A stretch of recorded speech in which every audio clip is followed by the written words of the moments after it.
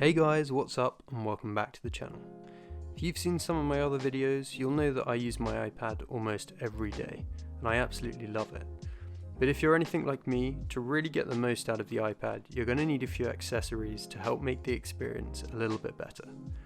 Today, I wanted to do a quick video for you guys on my opinion of the best iPad Pro accessories in 2021.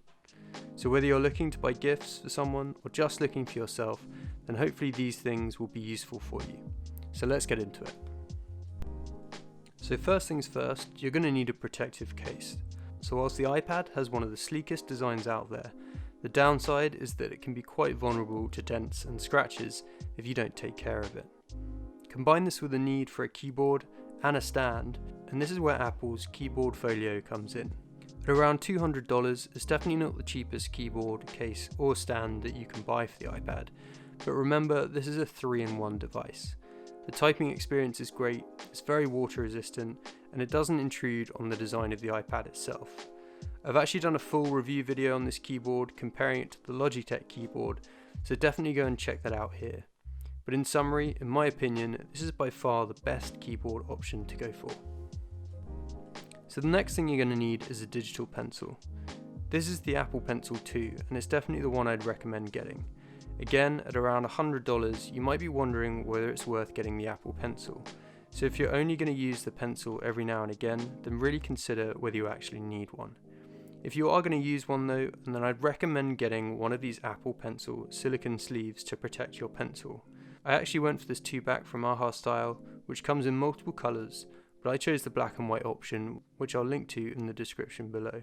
What's really nice about this is it just slides over your pencil and gives you some added grip when you're drawing, as well as some protection for the pencil itself when you're travelling.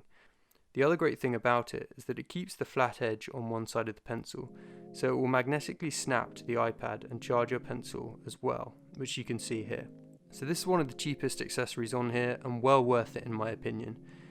Just be careful which one you buy though, as not all of these silicone sleeves will support charging through the sleeve if they're too thick.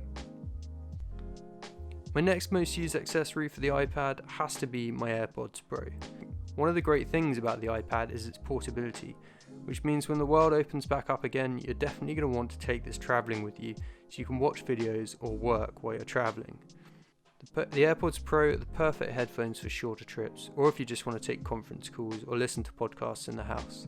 I actually keep mine in this black protective silicone case from Native Union, which just gives the case some added protection. It means I can just sling them in the top of my backpack and know that they're not going to be scratched by my keys or anything else.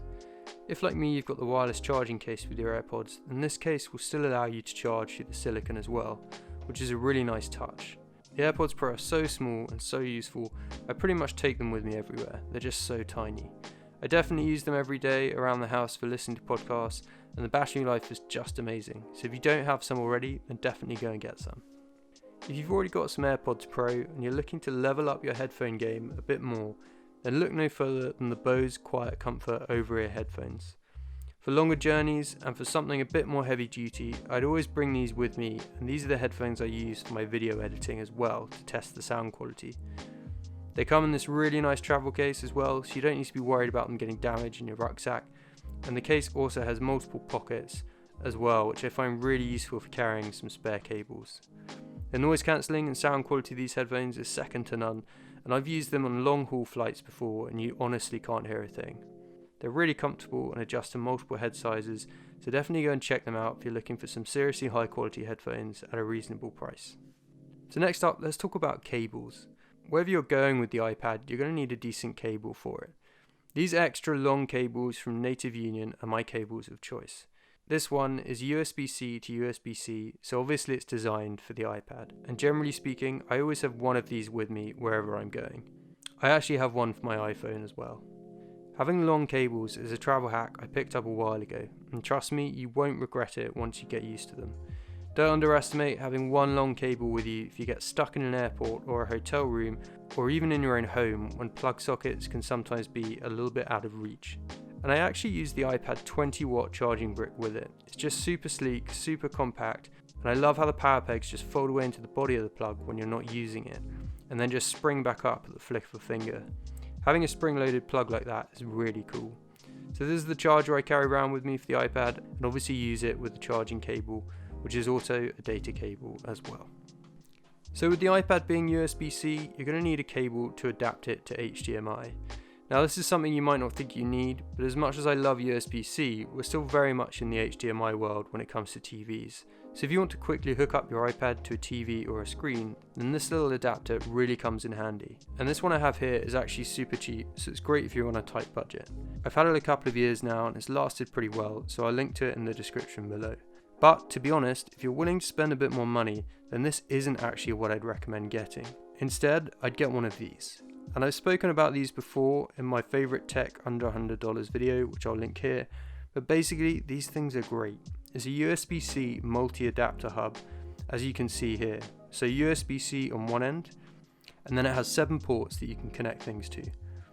So this thing has one 4K HDMI output, 2 USB-A ports, a USB-C charging port, which annoyingly only supports power input and not data, 2 SD card slots, 1 standard and 1 micro, and these support high-speed 2 cards. But to be honest, the coolest part of this hub, unlike most other USB-C hubs, is it also features gigabit Ethernet, so you can connect up the iPad directly to a LAN cable to get super fast speeds. P.S. if you haven't seen my video yet on upgrading my internet to gigabit internet, then I'll link to it here if you want to go and check that out. So to get all of this in such a slim form factor is pretty amazing, and I think especially for the iPad, being able to carry something so small around with you when you travel is pretty cool. Speaking of Ethernet cables, if you have fast internet, then you're going to need a decent Ethernet cable to go with it. And if you found yourself getting lost in a world of options of which cable to get, then this is the one I'd recommend. It's an ultra high speed LAN cable, and basically it's category 8, which means it's good for speeds up to 40 gigabytes per second. So plenty fast enough to handle most people's internet connections. What I really like about this cable in particular though is its braided fabric design, which makes it really heavy duty. And it's also got these really cool quick release clips that you can see here, and if you've ever tried to get out a LAN cable before from the back of a router, you'll know that sometimes it can be really painful. So that's a really nice design feature for this cable. And so what's great is that you can obviously plug this into the end of the USB-C hub, and then it's just a really easy quick release mechanism, which is great if you're going to be constantly plugging and unplugging this cable in when you're moving around. You can get these cables in different lengths obviously, so I've got quite a long one here, but you can buy them shorter than this as well. So I'll link to this below, definitely go and grab one of these if you're looking for a decent LAN cable. Next up we have the Vania card reader. So if you're looking for an SD card reader, then this ultra small and portable USB and USB-C one from Vania is definitely the way to go. So on one side you have the standard SD card slot, and on the other side it's got a micro SD card slot. So if we just open this up, you can see the USB-C on one side, and this, according to Amazon, is also Thunderbolt 3 compatible as well. Just make sure you select the right option for that when you're ordering, as it's not particularly clear. And on the other side, which I never use to be honest, it's just the standard USB plug. So if you find yourself somewhere where you need to go back to standard USB, then there is at least an option for that. So that's pretty cool, definitely go and grab one of these if that's what you want. If you're working a lot from your iPad, then you're going to want a proper mouse to use it with. I've mentioned this mouse so many times before, and I'm not going to cover it in loads of detail, but as you guys probably know, my mouse of choice at the moment is the MX Master 3 from Logitech. What I am going to say though is that this is hands down the best mouse in the world right now. Awesome for productivity, super customizable, works across multiple devices, and no, I'm not being paid by Logitech to say this, I just think it's such a cool product. In fact, it's probably the best product of 2020 in my opinion, so go and check it out. So if you've got an iPad, odds are you're going to want to play some games on it from time to time as well. And the PS5 DualSense is my controller of choice. Ever since the PS5 came out, I've been waiting for the iPad to support the new PS5 controller, and in the latest iOS beta, you can now finally connect PS5 controllers to the iPad, which is awesome. I've actually already done a video on the PS5 controller, so go and check that out if you want more details, but I just love the design of it. It's so slick, so clean, and just fits in the hand so nicely. So now if you're traveling and want to do some gaming on the iPad, then this is the controller of choice. So the final accessory I wanted to cover with you guys is a charging brick. Essentially, in my opinion, especially when you're doing longer traveling, is having some sort of power brick or portable charger with you in case there's not a plug socket in reach. I've been using this one from Anker for a few years now, and I've been really impressed with it. You can easily get 3 to 4 iPad chargers out of it, and you can charge anything like your phone, MacBook, camera, headphones, or anything really. This thing has been an absolute lifesaver for me in the past, so it's definitely one of my most essential items.